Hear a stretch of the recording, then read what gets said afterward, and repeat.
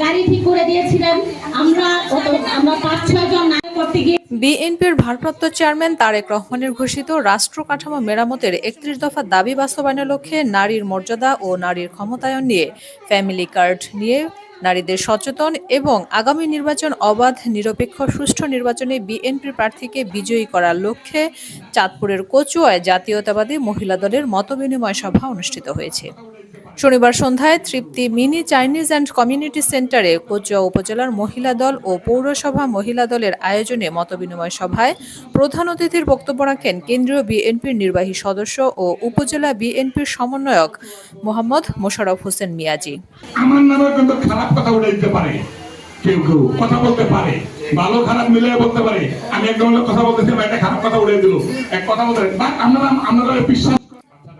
পৌরসভা মহিলা দলের সভাপতি জান্নাতুল ফেরদৌসীর সভাপতিত্বে ও কচুয়া পৌরসভা মহিলা দলের রোজিনা বেগমের পরিচালনায় বিশেষ অতিথির বক্তব্য রাখেন কচুয়া উপজেলার বিএনপির আহ্বায়ক হুমায়ুন কবির প্রধান, উপজেলা মহিলা দলের সিনিয়র যুগ্ম সাধারণ সম্পাদক সামিলা আক্তার, সাধারণ সম্পাদক শিউলি আক্তার সাথী, সাংগঠনিক সম্পাদক মায়ানুর বেগম, পৌর মহিলা দলের সাধারণ সম্পাদক কামরুন নাহার সহ আরো অনেকেই।